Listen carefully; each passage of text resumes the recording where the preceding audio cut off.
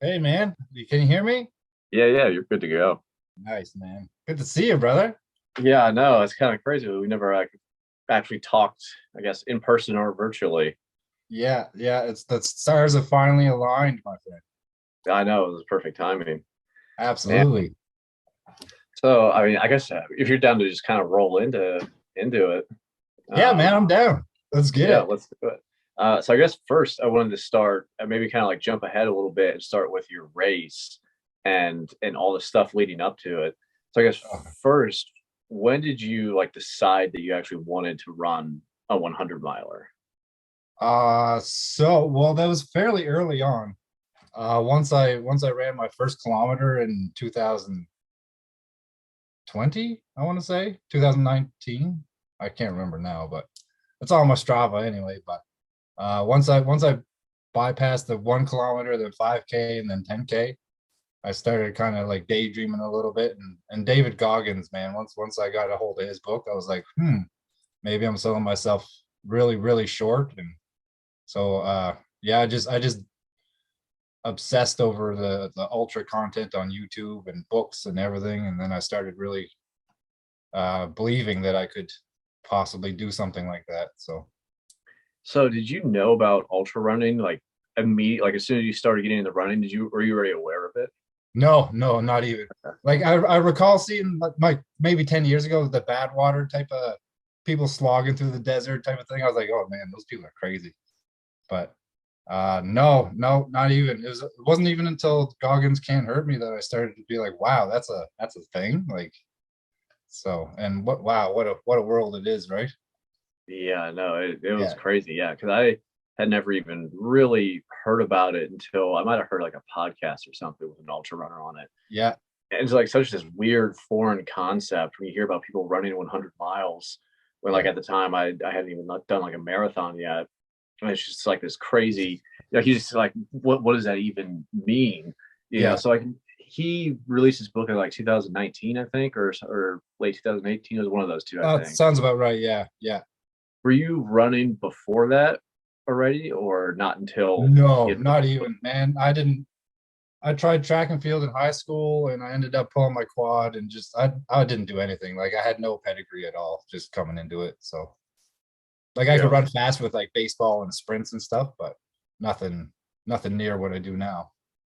And then his book came out, and what about it made you decide like, oh, I want to get into running and then like potentially ultra running?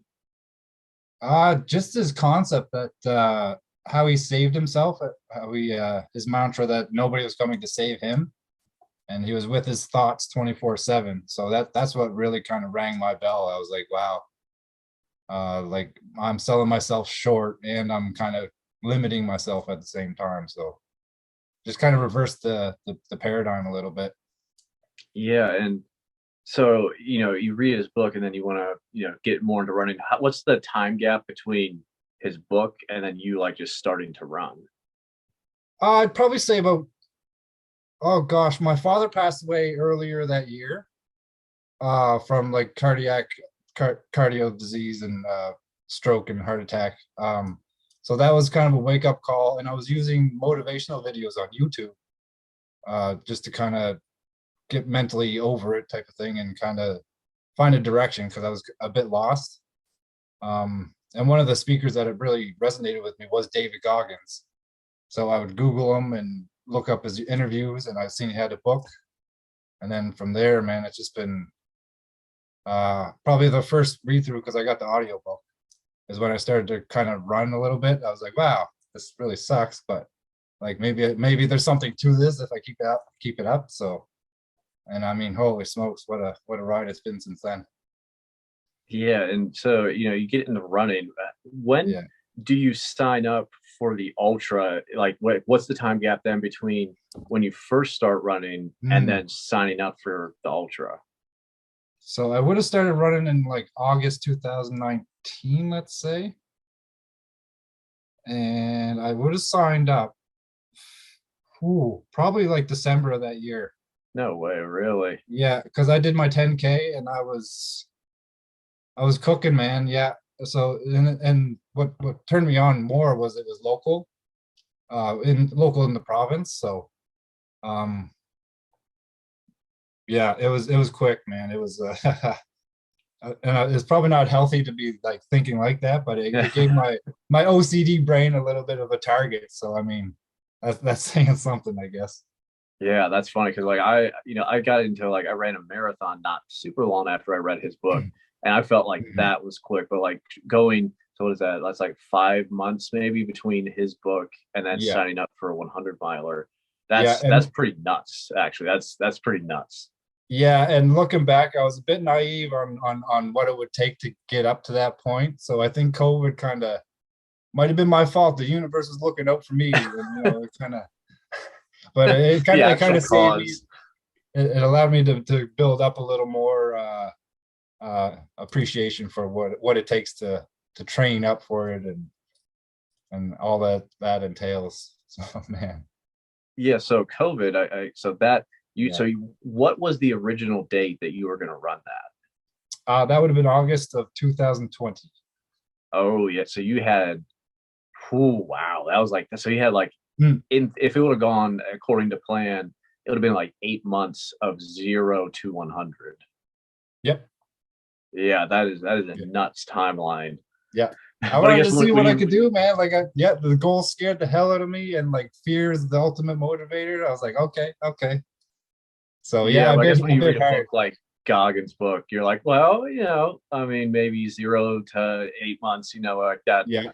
That would be a decent time frame. Do you think that you could have done it if it would have gone on schedule?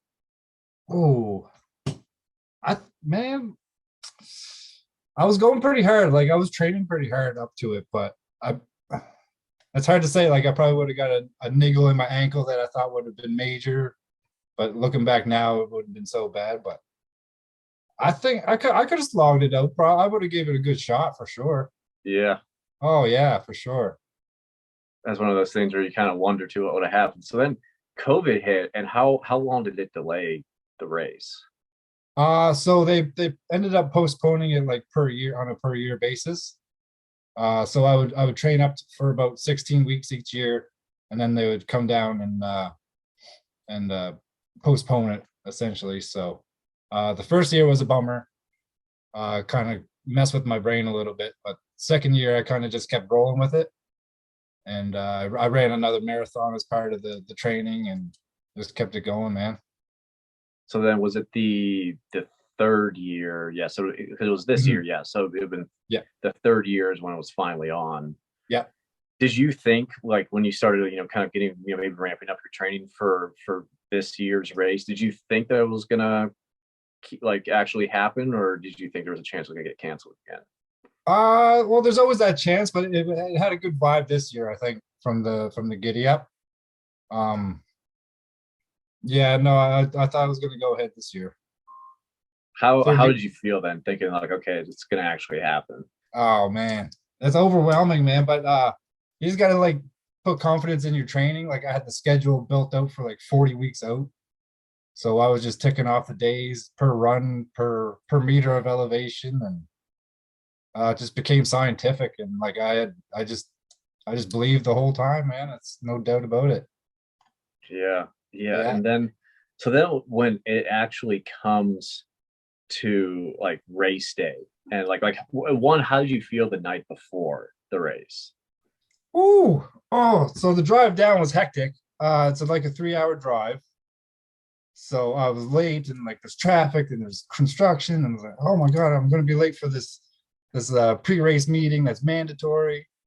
So long story short, I ended up getting there just like a minute over, and the meeting was like informal as always, and wasn't even a big deal. So, um, but yeah, it wasn't too bad. I made sure to I checked out the trails a couple weeks beforehand, so I got the kind of the vibe of the area.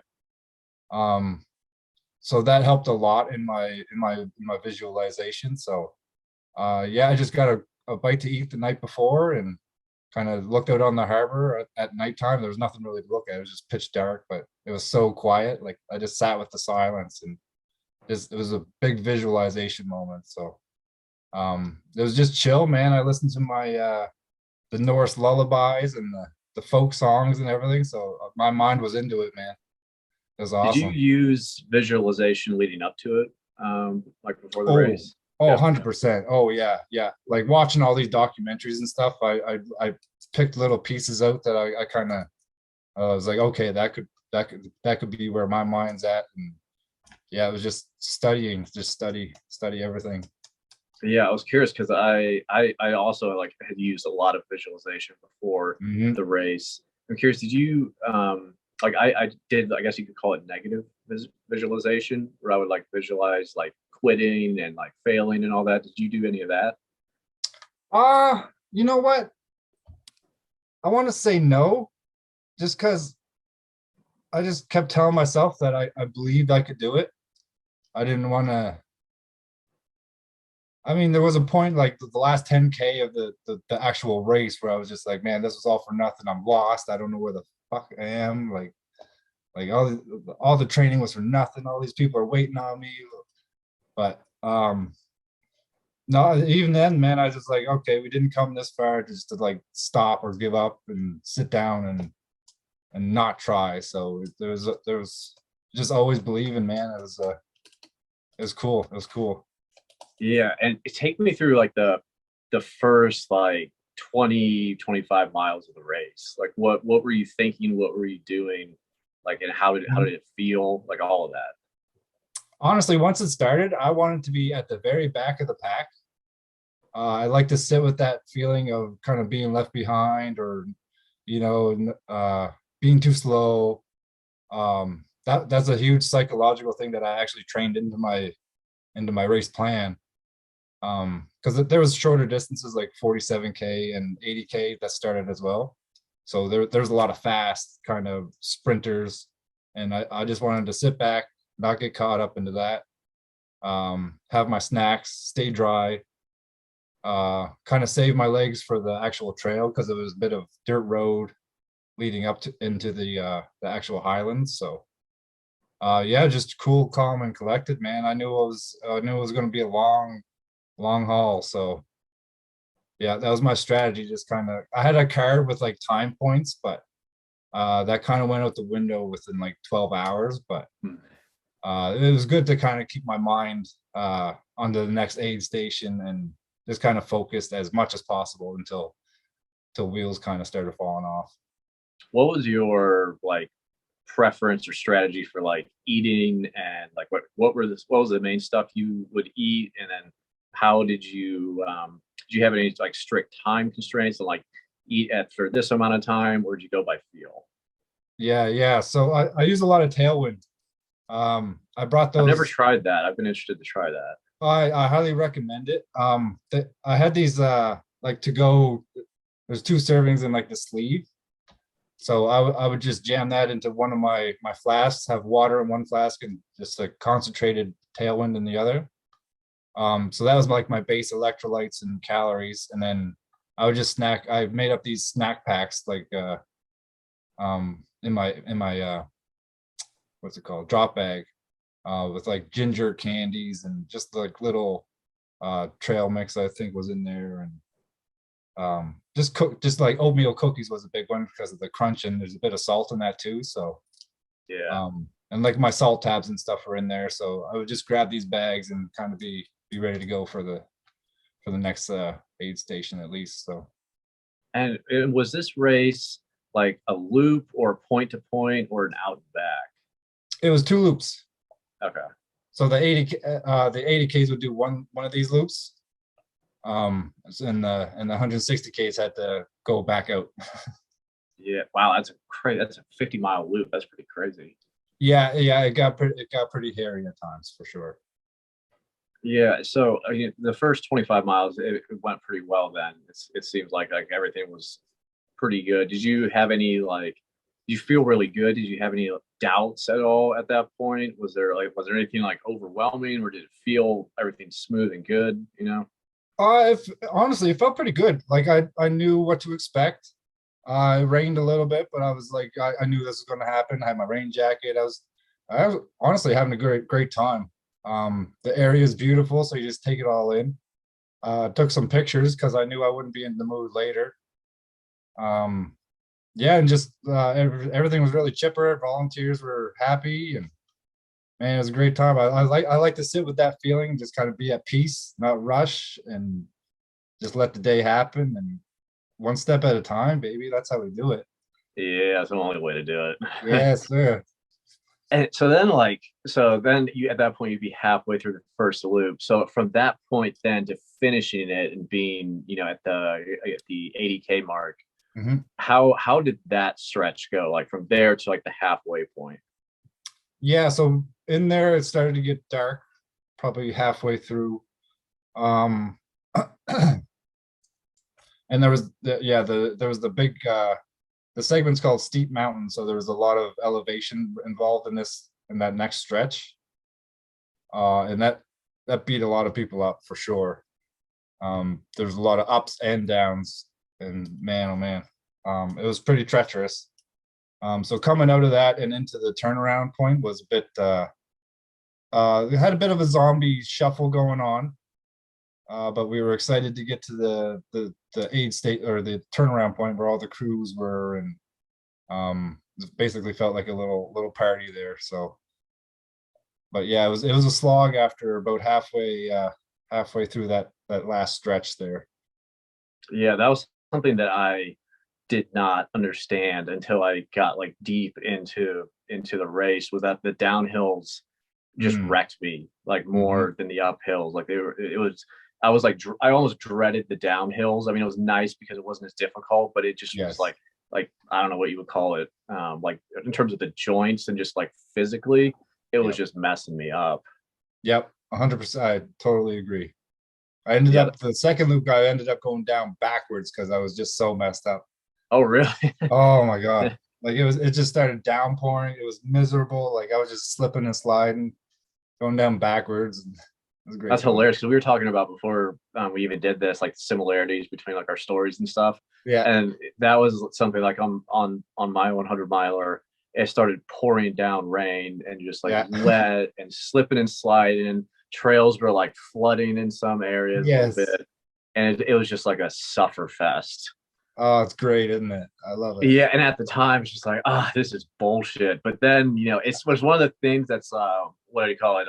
Type two fun, where it's like the kind that sucks in the moment, and then afterwards, you're like, wow, that was cool. Like you wouldn't want it Yeah. any other way because it makes the story Oh, so much cooler.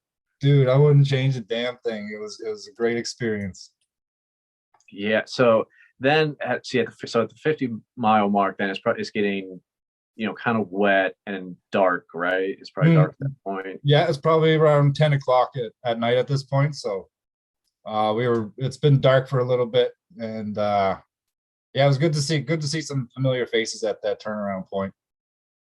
Did you And have a then crew or like pacers or anything like that? well, interesting story about that. I didn't have a crew technically, but there was some of the Halifax Hares running group that I was with. So they were up there and they fed me peaches, and which was I highly recommend peaches, man. That's a great kind of turnaround fruit. You get the texture and the sweetness, and anyways, so yeah, I had a couple people there at running support for me, but there's this I had somebody volunteer because I didn't have a pacer. I was like, if I'm going to do this, I can do it by myself. But Yeah. there's somebody that volunteered to be my pacer. As soon as I sat down, they were like, "Oh, do you want me to pace for you? I can meet you at the rendezvous point, which is like 109K at that point." Oh man.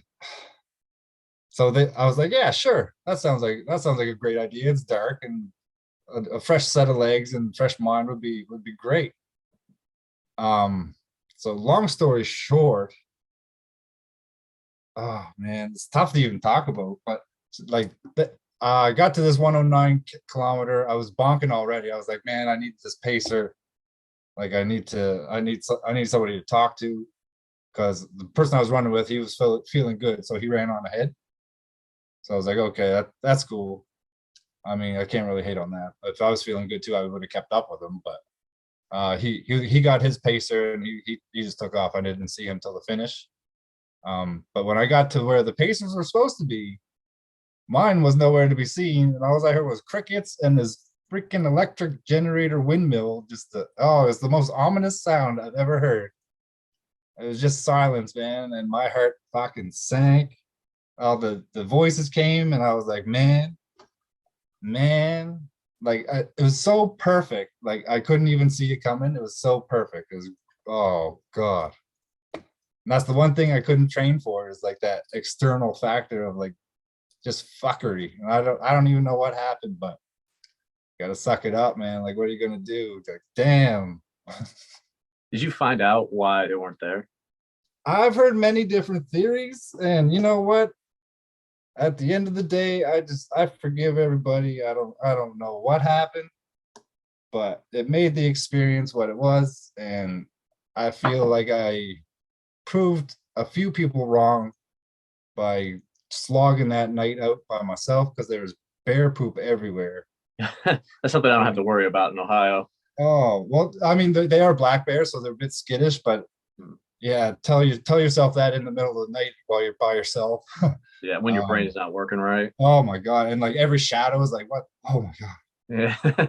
Oh, but I mean, yeah, that's what made it so perfect for me. And that every time I look at the buckle now, I'm like, yeah, I earned that. So that's so if you're gonna volunteer to be a pacer, at least show up or give a heads up that you won't be there.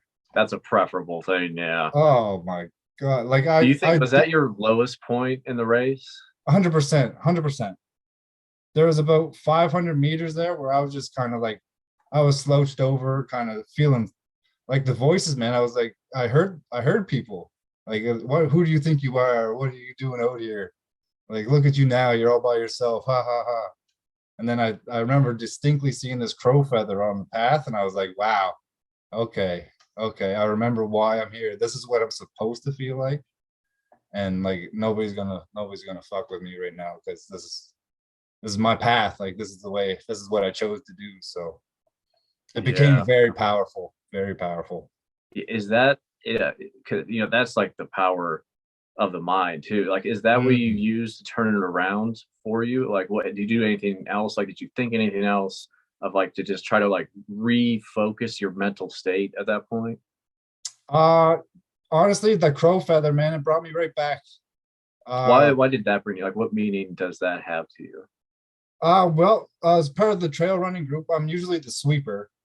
Um, so it's my thing to do a caca at the rendezvous points. So the group will run ahead and stop at these intersections, and then once they hear my obnoxious ass in the back make animal noises, they know everybody's accounted for. So yeah, I'm just always making the crow noise and like Norse mythology. I'm big into just big into the crows are always sacred in many cultures. So I think there's something to that. And on my first marathon, a crow actually flew in front of the bus for longer than I thought it would. So it became a symbol of sorts for me. So seeing that feather kind of brought me back to the first marathon, that first feeling, and just persevering, even though I thought I couldn't do it at that time. So That's always an interesting thing that because I've heard so many stories like that of people like for especially for like 100+ mile races mhm. of it's like it is like a spiritual experience. Like even Oh even if you're not spiritual, it is a spiritual experience that like you can't really convey why to mm, someone, I feel like, unless you experience it. And it does something to you. I don't know if it's because your brain isn't really working, you almost detach from your brain and you're like more yes. open or something, but something happens when you Oh, run that 100%. far. Yeah. It's Oh like man, yeah. I remember thinking like my body went somewhere else, my mind went somewhere else, and something else finished it for me, man. It was awesome. It was yeah, great. see, that fascinates me because I had the exact same experience where I felt like my personality or whatever makes me was like split into like this lower part of me who like doesn't think I can do it and wants to Mhm. quit, and like this higher part that's like resilient and keeps going Yes. forward and doesn't doubt, and like Yeah. and I like felt like the internal battle that I'm usually not aware of in normal life, but that I feel like Yeah. exists all the time of like these two sides like trying to take over. And it was such an interesting experience because it's just like, oh, this happens all the time. This is like everything in life.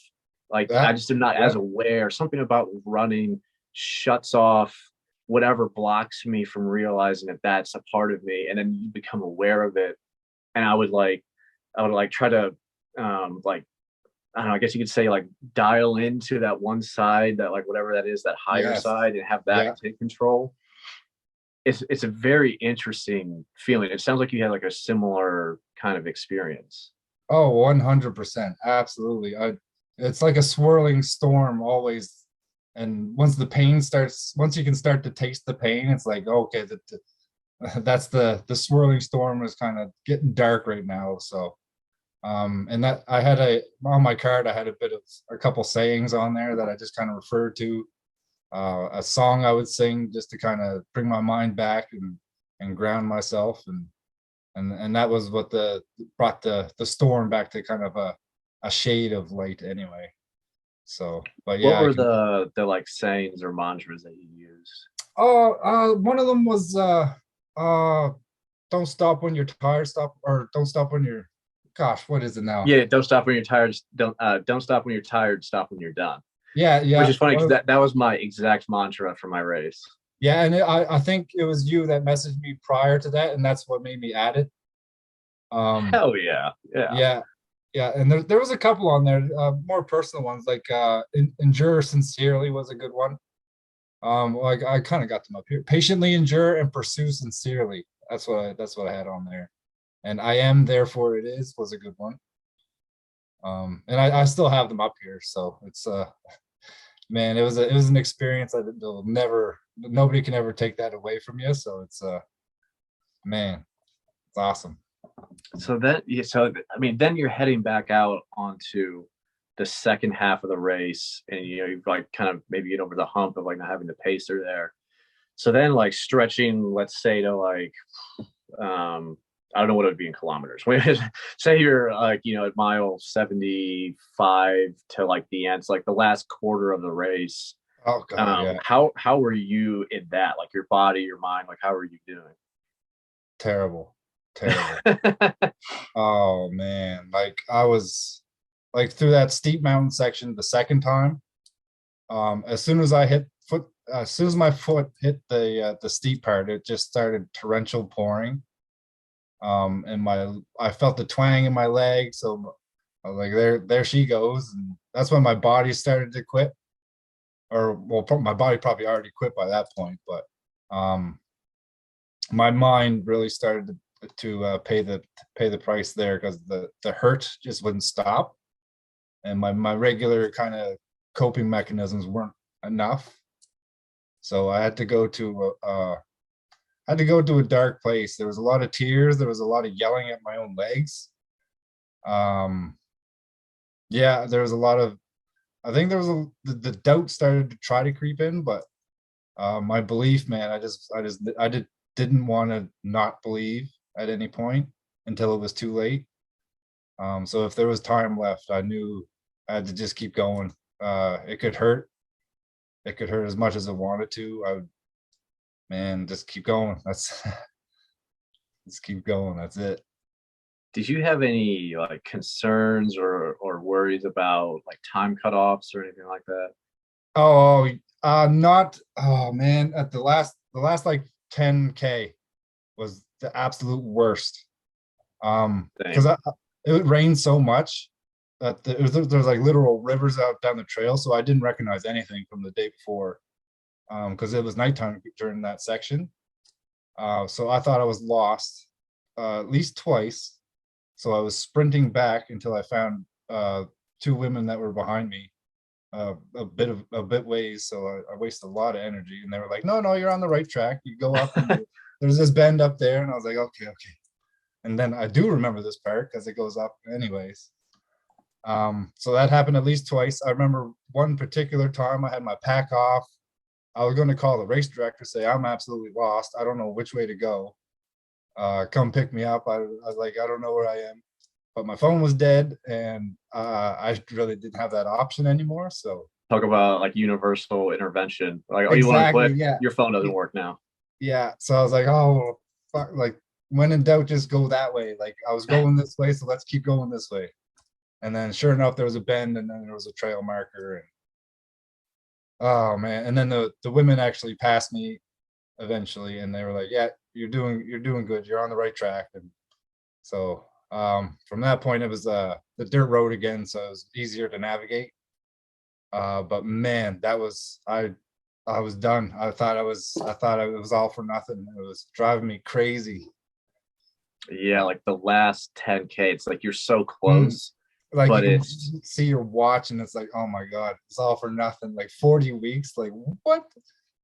and But especially like I can't imagine what it would feel like to miss time cutoff when you're like 3 miles away or something like that. exactly, yeah. And I'm actually impressed I was able to do mental math at that point, because I was like, okay, if I and I managed to run a little bit, so that probably saved me a little bit. But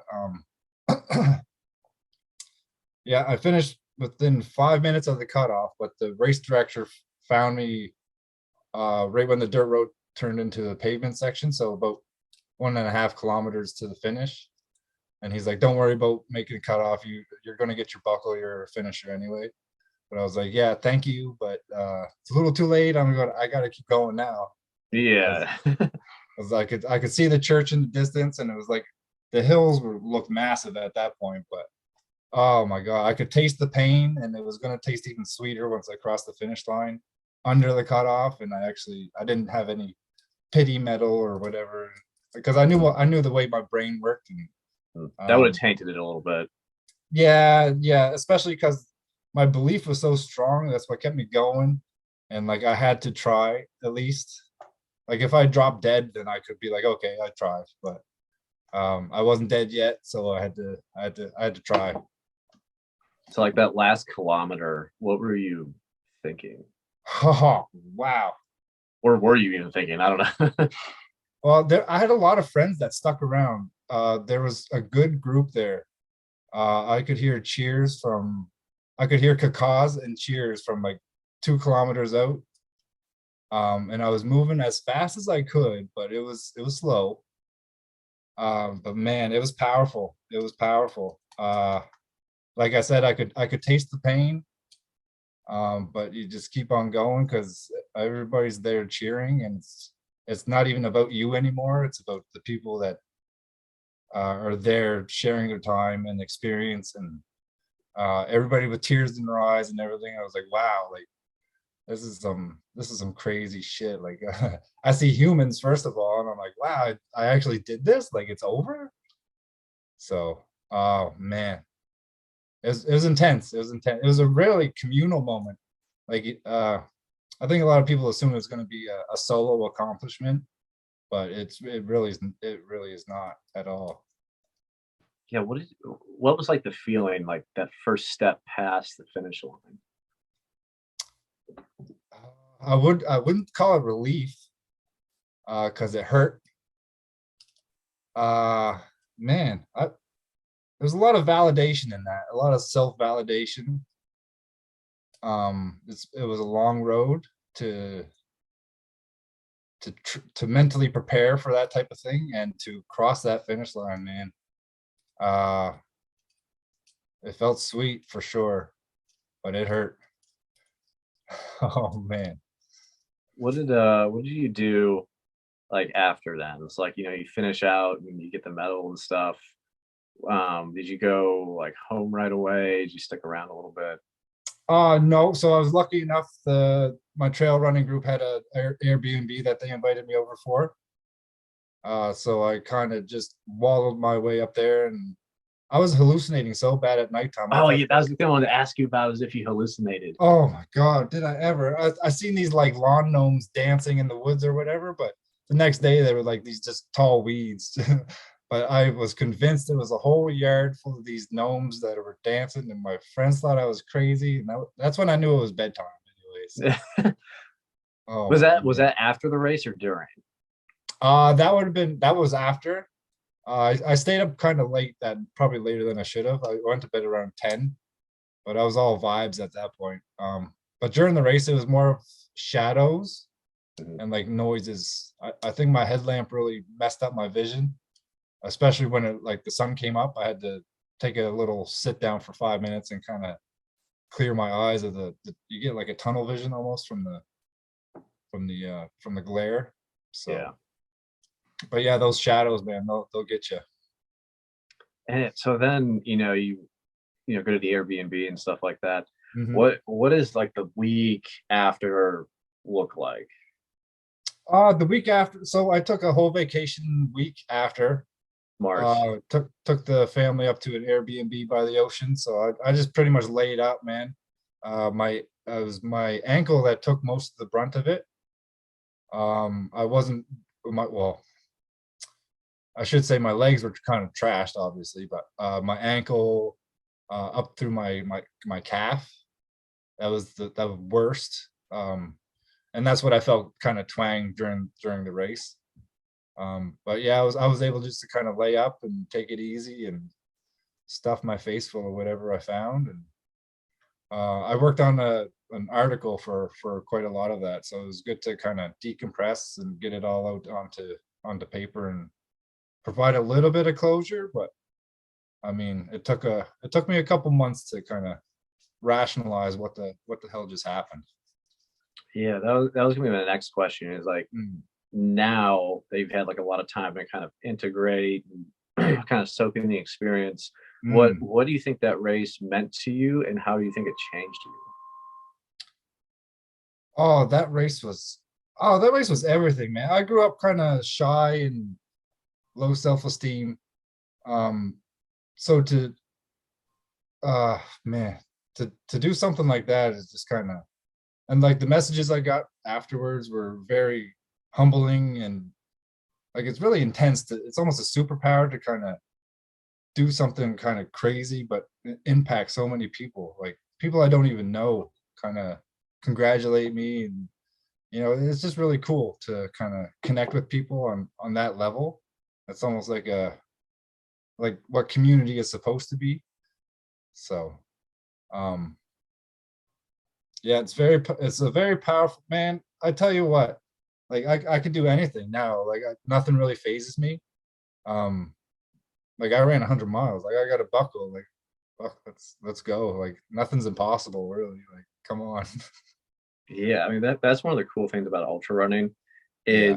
is the community because there's like even though it can be someone like I don't know, even though like we've never met in person, but it's like since you have run 100 miles, I know on some level like I understand you and you understand me Yeah. because we both like even though we had different experiences running it, like completing that distance, like I have some idea of like what you went through and what it took to get to that, and there's just like this mutual understanding to some degree. Absolutely.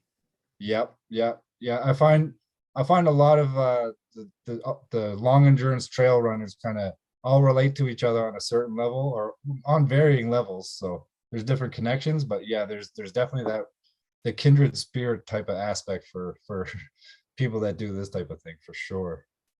Yeah, I guess you kind of mentioned it, but yeah, you kind of feel like you can do anything now, which again, that was something else I got from mine too, was just after Mm, doing that, I was like, oh, I feel like this is a formula for life, for like anything you want to do. This mhm. is how you this is how you do it. Like this is how you get it. And if you just apply this, over enough time, you will be able to do whatever you want to do, you know. Yeah. How else do you think it changed you? Uh, well, it kind of, excuse me, it gave me a kind of a base point where, because like I said, it took me about 2 months to kind of rationalize what had happened. And I think that's just because where I had to go psychologically to kind of push through that wall, uh, kind of like the existential spiritual wall where I had to go. That changed me, man. Like it's hard to kind of accept average now. Like in everything I do, like it has to be, and it always kind of had to be my honest effort, but now it has to be like excellence. Like I can't try 70%. Like if I'm going to do something, it's going to be 120, or like I'm just not going to do it because it's just not worth the value of my energy, you know what I mean? So, and my Yeah. attention. So it's man, it changed me for sure. Like oh man, life is the ultimate ultra is I don't know where I heard that from. Might be like a Rich Roll type thing. But yeah, it's so true, man. Like it prepared me for, it didn't really prepare me. It kind of illustrates the ups and downs of life. And it's like it's just like you're running for a long time, but it's like a lifetime in this 36 hours. So you can kind of pick your parts and be like, okay, this is the ups and downs, and it's really cool to kind of relate that to the years of life. Yeah, that's what I felt after I did it. It's like this was at least a year's worth of emotions rolled up Yes. into the day of Oh my just like, God, yeah. you're just feeling on top of the world and then feeling like you're just completely, just completely fucked and can't do anything. And then also crying and, it's just a roller coaster of emotions. I was like, man, that like packed a lot of life experience into a very short time window. Mm-hmm.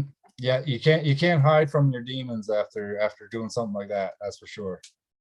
Yeah. And, so now that you have your buckle, like what are you thinking? Like, what do you feel when you look at it again? Oh man, I got it right here. Honestly, I got Yeah, it. I was gonna say, I was wondering if you had close by. It's never fire. It's never fire from my. Oh, it's all blanked out. I Try don't know. pulling it in front of your face, see if that works. In front of my face? You Yeah, see there that? you. Yeah, yeah. Yeah. Oh man, this is like I shine it up every now and then. I'm really proud of it. I needed to like display it a little better, but I mean it's my character, you know. But when I look at it, man, that's like let's go. Like I want another one. I need another one of those. So So now, which I believe we had talked about this. You're going to be going for another one. I think next year, same as me. What are you going to do the same one again, or are you choosing a different one? oh, I'll be a different one. Yeah, no, I don't really I gotta do a different challenge. I don't think I'll be at the I'll volunteer at that one just to just I love the energy, the vibes and to kind of encourage other people to I can relate to what they're going through. So I think it'll be valuable kind of volunteer at that one. But yeah, no, I'll be the mountains are calling me, man. I gotta head west. Do you have any specific race you have your sights on yet? Oh yeah, I'm registered for Sinister Seven already. Sinister Seven. Okay, I'll have to Yeah. look that up. Oh, absolutely, man. July 8th, I believe. Okay, yeah, So not super that far away that's actually. that's the next one. Yeah. So I mean, I for sure whenever you run that too, I'd love to have you back on to do a race recap of that. And Oh, and for actually sure. too, I was gonna get into it on this podcast, but I think I might split it. I'd love to have you back on just to like talk about like your kind of your life journey, like up into the ultra. Woo, I'd be super interested in that if you'd be down for something like man, that. let's do it, man. That's what we're here for, right? Yeah, yeah, 100%. Well, I mean, I guess that's pretty much it. Do you have anything that like, for the handful of listeners that might listen to this, do you have anything that like social media or something like that that you like to put out there? Just to uh put value into your time and the attention that you pay to something. Um, the return on investment can be either good or bad, but it's guaranteed you're going to get a return on something. So just try to make it good, I guess, is what I would tell somebody. Try to make the good choices, and then you'll get good rewards. Um, and what you put out is what you'll receive back, type of thing. So it's all energy. Do you have if anyone wanted to like find you on Instagram or something like that? Oh, Um, absolutely. Yeah, yeah. I'm a big influencer nowadays, yeah, Wesley. yeah, yeah. We're both, making it big in the influencer market. Yeah, that's right. That's what we got to do to make it these days. So my Instagram is Wayward, WAYWARD 902. Nice. So Gotcha. Yeah, and I'm always posting smack talk on there or something. Oh, and have you read or listened to Goggins' new book? I'm on chapter 2, I believe. I got the audio book, so Dang, yeah. man, it's lighting the fire again. Like I'm ramping up for the Sinister Seven training, so that's going to be my next rocket fuel for my next buckle. So I'm looking forward to it. Yeah. Hell yeah, man. This was fun. I appreciate you coming on. Oh And man, absolutely. It's about time we had a chat. I know, yeah. I've been wanting to talk to you for a while. 'Cause I think we'll get along. I think this will go Oh, for well. sure, 100%. I knew from like day one. You messaged me, man. I tell you what. Back when I was like starting, like the Instagram thing, selfies and stuff, kind of challenging my own, uh, being comfortable, uncomfortable, kind of taking pictures of myself and putting it into the universe. It feels weird Uh, at first. yeah, yeah, yeah. And I remember you told me that it's not so much about what you're doing; it's like your intention about it. uh not in those words, or I remember I asked you and it kind of stuck with me a little bit, so that's kind of been my driving force of putting my face on the internet and talking so much shit to, because people are selling themselves short, man. We gotta, not that you have to run 100 miles or something, but like Yeah. just uh, just try I'll tell something. you, your post inspired me like 100%. You Oh, know, sweet. it's motivating to get on because there's so many days where I'm just like I don't want to run right now. Like I don't want to do any of this. I'm not in the mood to go for a run. Oh, But seeing like posts like from you and like other people I know that run is like, he got out there, he did his thing. We're kind of all working towards a similar yes, thing. Like I need to get out there and do something. my man, that's what it's all about. Yeah. Yes, Hell sir. yeah. All right. Well, I mean, I guess this is the end of it, and this was awesome.